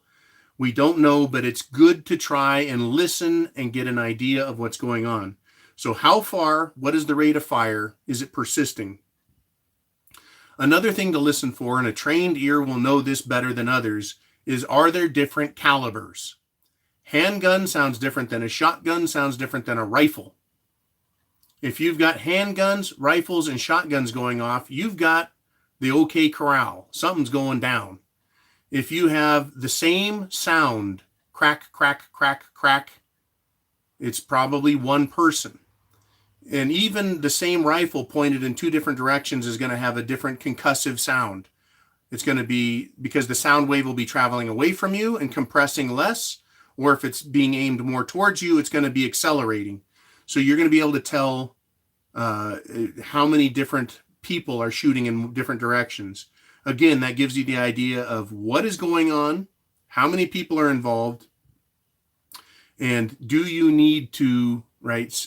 Obviously, you're hearing gunfire. You need to step up your level of awareness and your response to defend yourself if required. If required. So different calibers. If you've got different calibers, you know you've got different players at different levels, okay? At gunfire, now you know law enforcement is involved. Once again, it changes the dynamics in our understanding, possibly, right? Now you know, well, it's definitely law enforcement. We've got sirens involved. Now, it could be two people shooting it out and the cops show up to mop up, so to speak.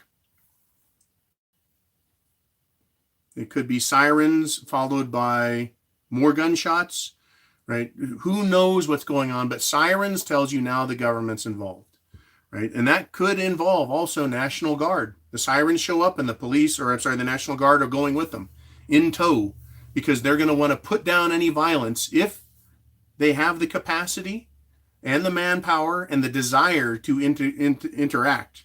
They could interact in a couple of situations around town and realize they don't want to get involved in it anymore. Like they show up and they get riddled.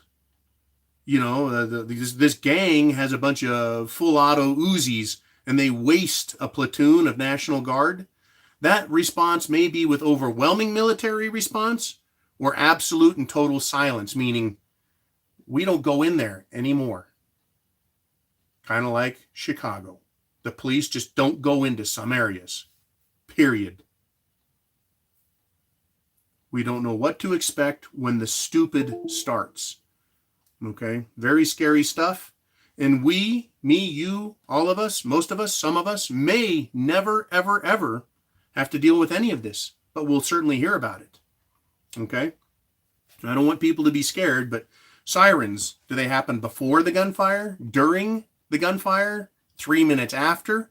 That's another thing. If you hear gunshot and it takes 10 minutes to hear sirens, figure that in future emergencies, it's always going to be 10 minutes or even more before you get any sort of law enforcement response.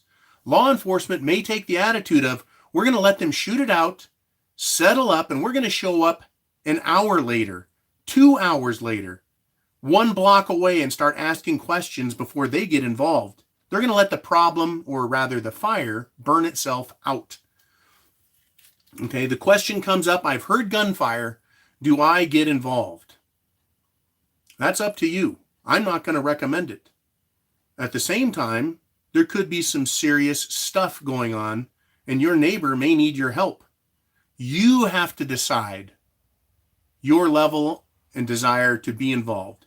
If something happens to you, do you hope and intend for your neighbors or your prepper group to step up and get into it, right? This is why having a prepper group with a plan and an understanding ahead of time has been critical. Critical to have. How involved do you get? Who are your neighbors? Do you live in a good neighborhood? Do you live in a bad neighborhood? Can you count on your neighbors? Is it every man for himself, right? There's a lot of questions here. There is no one answer or one concept. You're going to have to improvise. You're going to have to understand that any number of things can occur. There could be a house fire 3 blocks away, and a bunch of ammunition is burning and popping. Sounds like a war, and it's actually not, right? That has a different sound, though, by the way. It sounds different than gunfire. But still, it's going to be loud and alarming. So there's a lot of different things that can happen. And at some point, we need to talk about fire occurring in shit it's the fan light and whether or not you have a functioning fire department. Do they have Cerveza bug? Are they willing to come out? Or are they going to come out with full respirators so they're getting oxygen and they don't have to, get one, deal with chemicals and smoke as well as potential Cerveza bug exposure? Let's see, certain Red Cross disaster class training for marking up houses and doggone it, in disaster status. Yeah, there's a lot going to be happening. Okay, we got a lot of people here. Brian Shaw, is that Brian Shaw of World's Strongest Man, Strongman fame? Guy's fucking an animal. That particular Brian Shaw, that he's like 6'10" and 400 and something pounds, huge dude. Okay, it's probably not him. That covers what I wanted to talk about today with regard to beginner prepping, getting yourself ready for things to get worse, how to look at things, and what happens if you hear gunshots. Once again, how far is it? What's the rate of fire? Different calibers, sirens, police. Do you get involved? Who are your neighbors in your neighborhood, in your general area? That 10 miles around us? And then that your neighborhood, 1 mile, quarter mile, whatever it is, you need to understand it as we get into this more. Once again, it is just started. And who knows what level of bullshit we're going to be told we have to deal with. I know there's a lot of questions. I'm going to try and answer a few. We're at an hour and 36 minutes. I'll do a few questions if you guys want. And then we're going to do our afternoon broadcast and our morning broadcast always at 8 a.m. and 4 p.m. Pacific, unless that changes. And, I'll answer questions in the next broadcast as to the end of them like we did yesterday. But for now, let's see if we have a few questions that need to come up. And then we'll say adios for the day. But I do want everyone to get on Twitter. Sorry, Kaz. I'm really sorry. Get your kid's phone from them. Put Twitter on it. Or I don't know if you even have a kid. Okay. Where will they start with gun confiscation? This comes from Dennis. Will they just pick a street and start going down? Go after the ones who have the machine guns that are legal. Okay.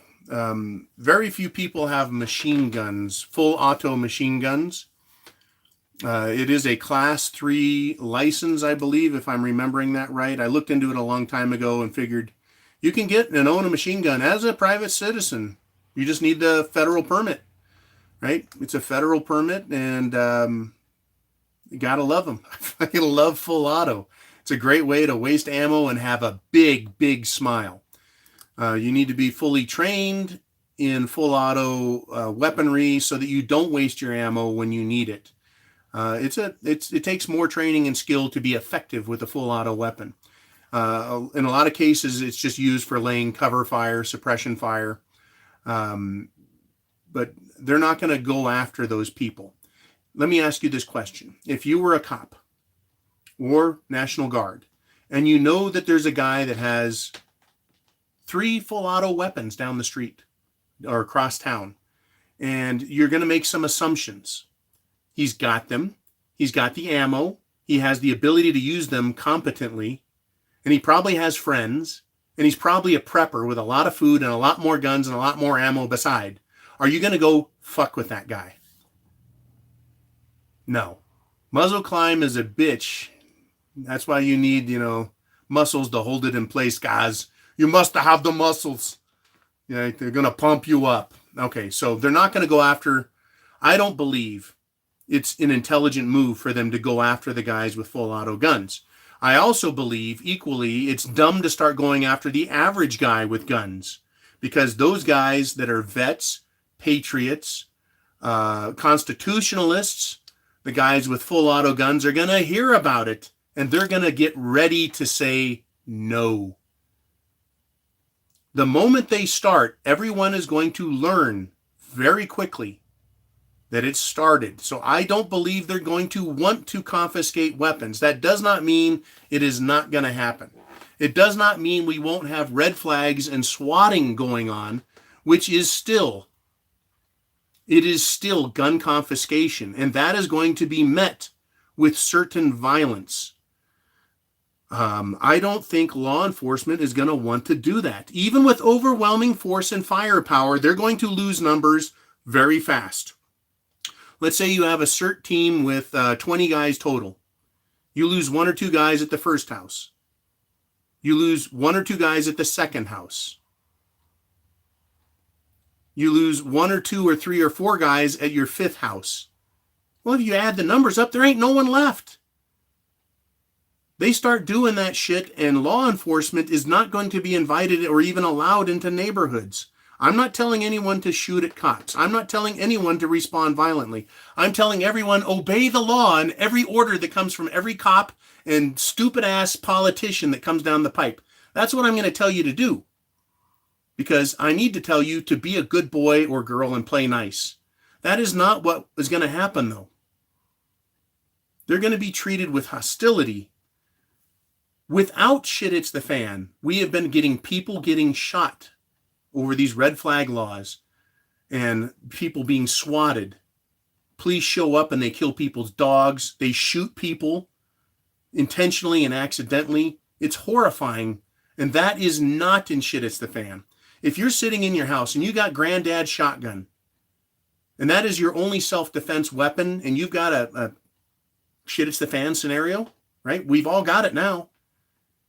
And they show up to take your granddaddy's shotgun and take away your one tool, and you know there's bad people out there, are you going to give up your self-defense, your right to self-defense, because some fat-ass bureaucrat or some law enforcement bureaucrat, once you get up into the lieutenants and captains and chiefs, those are bureaucrats with a badge. Just because they think it's a good idea doesn't mean people are going to be willing to give up their self-defense. It's going to happen. They're going to try it. The National Guard, some of those guys have combat experience. They'll be carrying full auto M16s, M4s. Or they could be 3 or 5 round burst. I don't know what those guys got. But they're going to have training. They're going to have weaponry. They're going to have limited body armor. They're going to be serious and they're going to be scared to death. And they're going to be shot at. The 2 days ago, no one red flagged me. 2 days ago, John, it was one fella who showed up. An electrician wanted to talk to me. And the next was a different guy who pounded heavier because he's a big fat guy. And neither of them knew I was broadcasting. And so, no, it was just people wanting to figure out how we're going to continue to do business with the coming close downs, lockdown. So that's what that was. Nothing worrisome. But it did piss me off. I was like, damn it. Okay. But I wanted to find out in case it was an emergency. That's why I ended the broadcast at that point. So once again, getting back to the question, where are they going to go first? They are going to, if they do it all, they're going to reluctantly go after soft targets.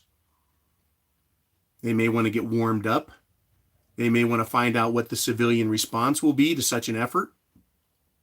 Remember, a lot of police are also vets who have authority complex issues and believe that they are the law. They're Judge Dredd. I am the law. No, you're not. You're a human being wearing a costume with a badge. That's all. It's a costume.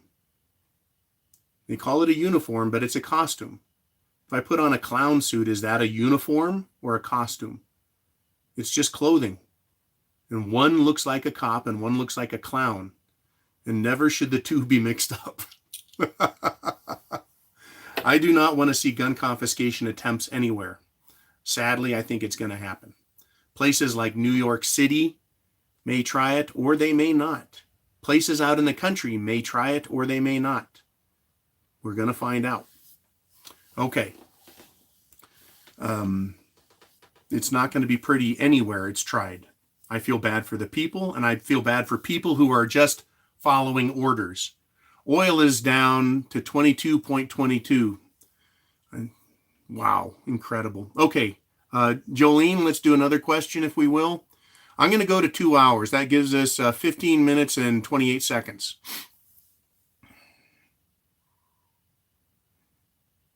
I'm one of those math guys, I guess. Okay. Okay, question. No FEMA or MASH tents in East Bay area. Okay, I need a question.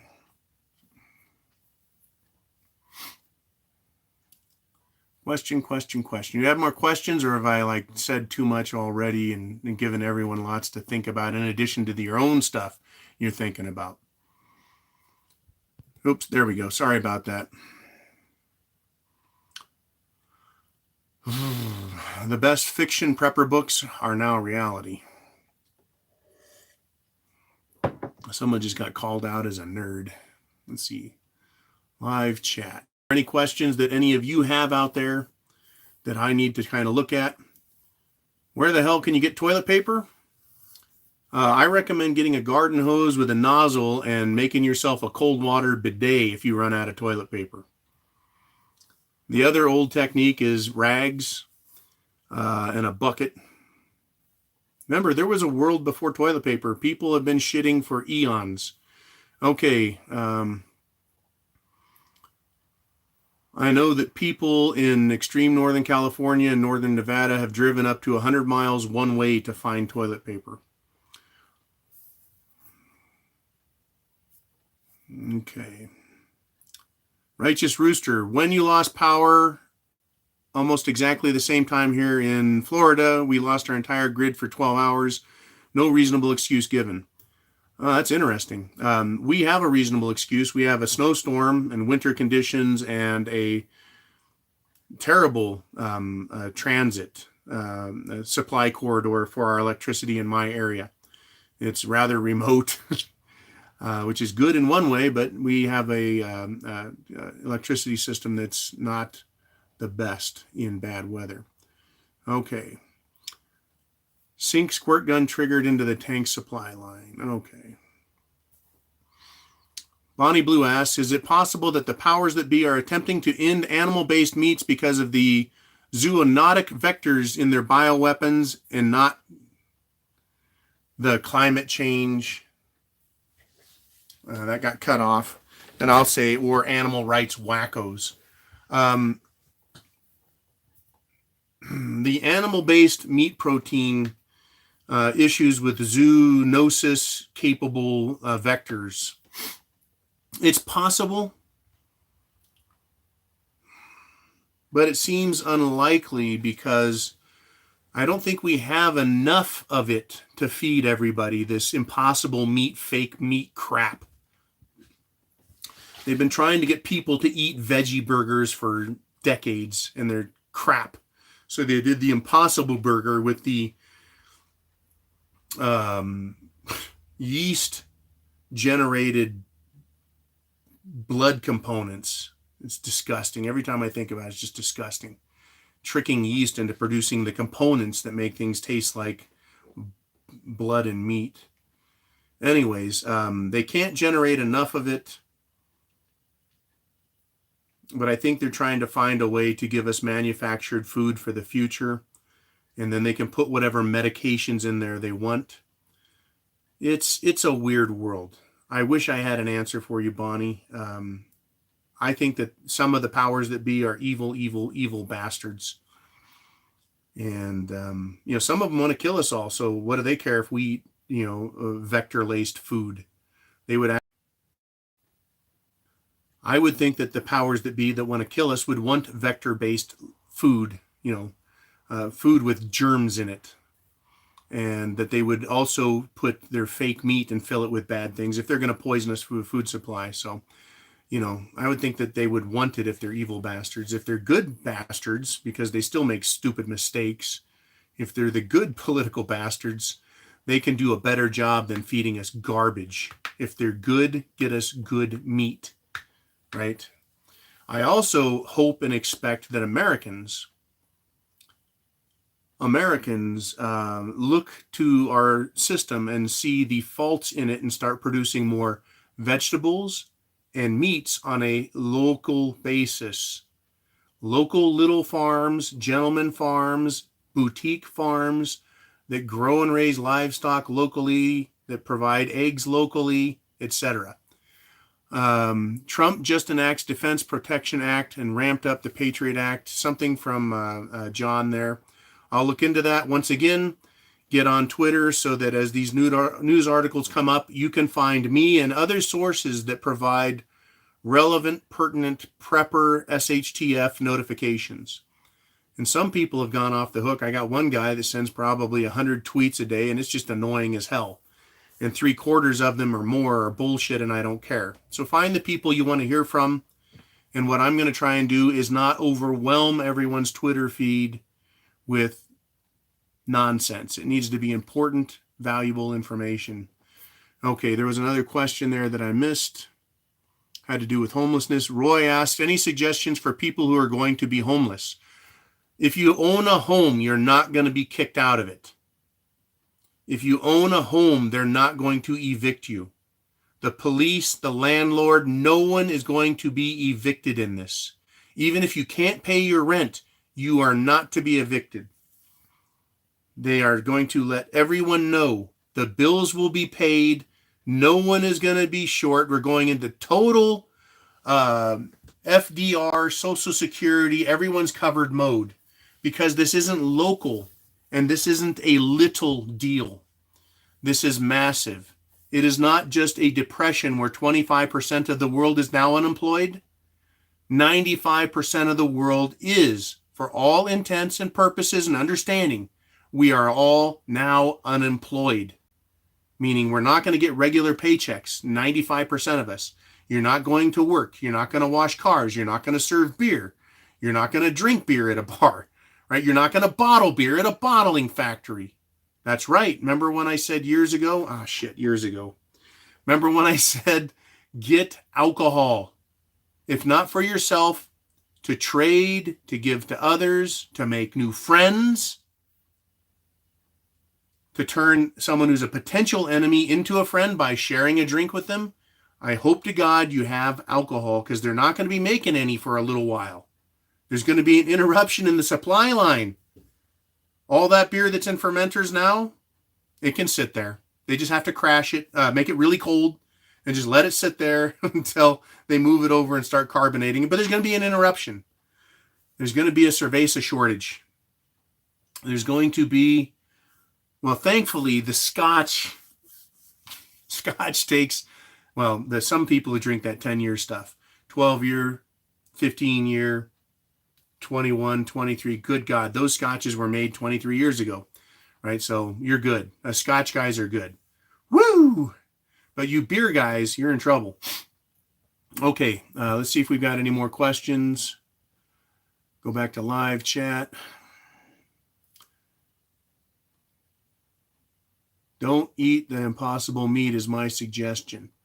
I don't think anyone more is going to be homeless. Oh, here we go. Tennessee Preparedness asks, can you talk about the use of decoys in home and windows to draw sniper fire? Good God. Holy shit. Okay, there's two ways to look at this. It is a great question. It's a great suggestion. At night, do you leave the lights on so people can see what's going on in your house and see that there's human activity? If it's like it is now and there's no gunfire and no worry, don't worry. Try and live as normal a life you can, not only for yourself and your own mental well-being, but your spouse, other family members, and children. You know, again, keeping children calm, keeping them happy, letting them know, hey kids, this kind of shit happens every 100 years or so, right? World War II. Blackout windows, blackout curtains, candlelight at night, no more of these great cool electric candles, right? They go to blackout mode. Okay, as long as we don't have gunfire, don't worry about it. I suggest pulling your curtains shut at night. If you need to see what's going on outside, you might want to have a place that's protected. You've got some cover, some concealment to observe your street or your neighborhood from outside. Looking out a window at night, it's kind of hard to do unless you're completely black inside, because you get reflection off the inside of the window. You've got a mirror and they've got a portal into your life. I recommend keeping curtains closed. If you feel you're at risk, you need to start having people up on watch. If we go into violent mode and you believe, right, gunshot here, gunshot there might be people getting sniped. How do you deal with that? Hold that question for me, Jolene. I'll get to that one as well. If we start getting shooting during the day, it will be time to black out at night. Black out curtains or pull your curtains, keep the lights off. Don't provide a target or give anyone an idea that you have anything worth having.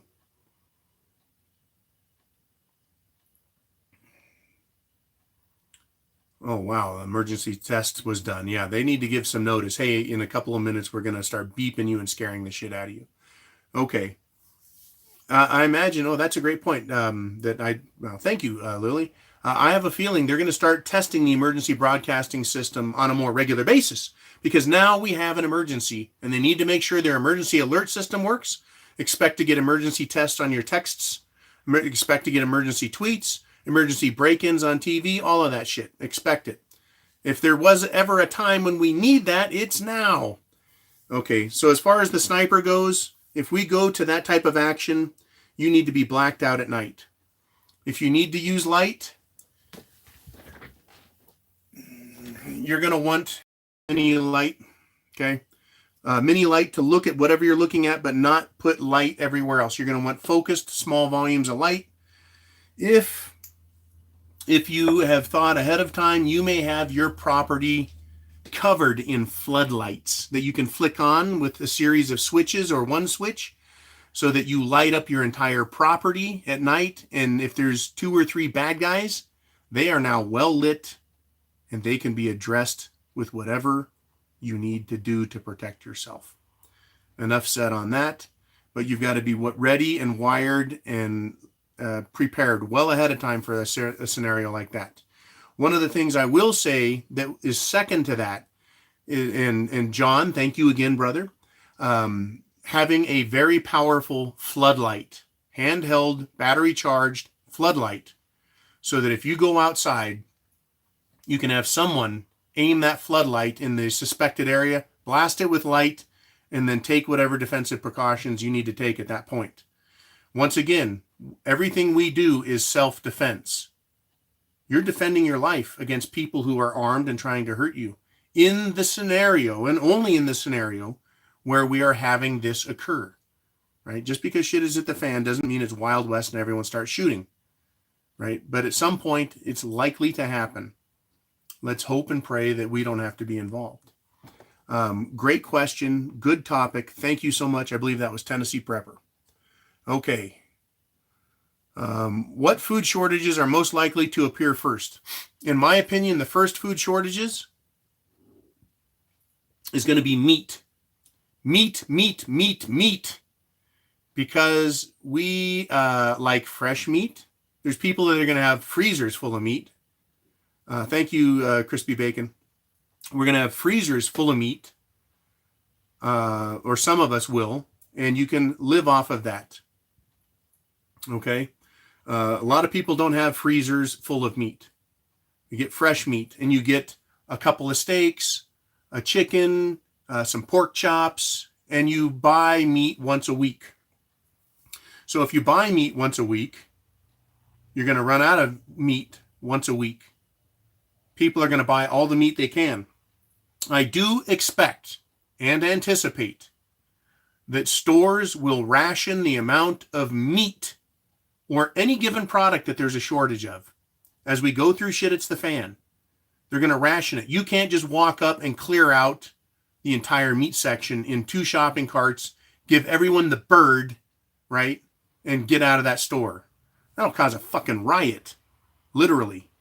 They're going to ration it. But I suspect that that will be the item that goes out, is because meat has to be from hoof to table, right? There's a process there that requires a lot of human labor. You know, the slaughtering of the animals, the initial preparation, whether they quarter it, do sides of beef, whether it's a fully processing plant that goes from all the way to plastic packaging, like those little sausage things you get full of ground beef. You know, those will be coming out big time. It may be that the meat that ends up is all going to be ground, that everything gets ground up into hamburger and everyone gets hamburger, period. That everyone gets sausage, just turn an entire pig into sausage. You're not going to get special cuts of meat. I don't know what their plans are. You're welcome, Tennessee. I don't know what their plans are, if they have a plan, how it'll play out, but meat is it, because it is something that people don't store. Me, I've been saying, get meat, get meat. When we had our Amazon account, we were selling caveman meat in cans, and you could get beef, ground beef, chicken, turkey, pork. Yeah, you could get it all at one point. I've been recommending get canned hams, get tuna fish, get canned chicken, get whatever you can get in a can, because it'll last 5 years, 10 years, who knows. Spam! That's meat in a can for decades and decades and decades, right? I don't know what is all sold out now there, Jolene. So meat, I think, is going to be the first thing that sells out, that we have shortages of. Is my infrared old school monocular making me a big target for someone with FLIR? No. It's my opinion that FLIR doesn't pick up, wait a minute, forward-looking infrared. Yes, it very may well. If you've got, I have this handy to talk about. Save that question, Jolene. This is my NVRS, Night Vision Rifle Scope. It attaches to a rifle. I've got one hell of a nice BB gun. It attaches to your rifle, and it has two settings. It has on and on with the infrared beam. Now, if you have any night vision, you've got an advantage over people who have no night vision, which is 99% of people plus, okay? Stock trading is halted. Thank you, Robin. So I've got one switch on, another switch fires the beam up. If you're just on with old school night vision or FLIR, no one can see what you're doing. If I turn on the infrared beam to light up an area, what it does is it looks like a flashlight to people who have night vision and FLIR, I believe. I still don't have any FLIR. That shit's expensive. There's some really good stuff that was coming out that I was putting on the preparedmind.club, and we got clubbed by Amazon. My opinion on night vision, if you can go with either FLIR, I know FLIR detects heat. I don't know, it is infrared, but can it see an infrared beam? I don't have that answer. I apologize. Hopefully someone does. Ooh, man, I think you might have FLIR. Have you tested it against an infrared light source to see? Okay, very good. Not just, I know that FLIR sees heat. It can see through smoke. FLIR can see through fog, rain. It can see through falling snow really well. Well, FLIR is the shit if you can afford it. Okay. Yeah, it's a really good topic. The ability to see at night is critical. The reason I recommended this, and if you can get this or one like it and you can't afford FLIR, the Yukon brand, something that looks like this, it takes standard AA batteries. And where am I going with this thought? Oh, never mind. It's over there. Having rechargeable batteries that can be recharged by solar panels, little solar panels during the day, so that at night you have the capacity or ability to watch your neighborhood, right? It does not see IR. IR does see other IR. Okay, good. So if you've got infrared beam like this or capacity and you use it, other people with similar old school night vision will see you. But if you've got a good scope, this thing gathers light beautifully. You can detect infrared with a mobile phone camera or any camera. That's interesting. If you've got an infrared thing. I've played with the infrared camera on my phone, and it's crap. The one I have is absolute crap. So it turns everything green, but it doesn't use infrared, my phone at least. I don't know what else is out there. I just know I have items like this that are old school, and if you show up It also has, this one has a reticle in it, meaning it's not just a monocular or a viewing device. It helps me aim at night and put rounds down range in a very accurate manner. Again, it's going to be hard to get any of these items post SHTF, which is where we're at, or if we want to call it intra SHTF, right? The ability to defend yourself is 24 hours a day if we get to that point when it's that dangerous. We've now gone over 2 hours. So what I would like to do, if I can, is in this and wind myself down, relax, start doing my research about what's been going on for 2 hours. Oh shit, John. Yeah. Using Mylar blankets inside your clothing to reflect heat and make you less of a FLIR target. That's an entirely different subject that is super technical. Can't cover it. I'll be back. Remember, I'm doing broadcasts every day, 8 a.m. to 4 p.m. or 8 a.m. and at 4 p.m. Pacific. I don't know what I'm going to do on the weekend. I may just do live on YouTube on the weekend if I can't get Jolene to administrate the other side. I'll be working with Jolene through the week on that. We're going to come up with something. If things get violent and crazy anywhere, or shall I say any emergency news that is critical and not just regular shit, it's the fan news, we may get an arrangement, Jolene and I, that will come on and make announcements. It's going to be tough, guys. It's going to be tough. This is shit hitting the fan. So I want to do everything I can to help relay information and thoughts and concepts to you. Thank you again for everything. Send your questions to Jolene. We'll have them ready to be answered at the next broadcast. Again, we do broadcast 8 a.m. Pacific, 4 p.m. Pacific. Okay. Bye, everybody. Have a good day and stay safe, says Jolene. Jolene, I'm sure we'll be in touch here. Get all your questions to Jolene. Amazingly good questions as usual. You guys have got your stuff together. Okay. Be cool. Be safe. Keep your eyes open. Communicate with everybody. Right? That's going to be our new jobs, is communicating and staying in touch with everybody so that we're all aware and prepared. Okay. Emergency alert on TV, override the mute button. That's interesting. That's really interesting. Thank you, Millie. Everyone be cool, be safe. Semper Fi. Godspeed to all. And remember, this is shit, it's the fan light. This is way better than instant into the darkness, out of fuel, Captain Caveman, terror, nuclear attack shit. So we have a chance to work our way through this. And once again, don't worry about them coming to get your cars or kick you out of your house. That ain't happening. And for law enforcement, I don't think they're going to try gun confiscation on any wide scale. We're good.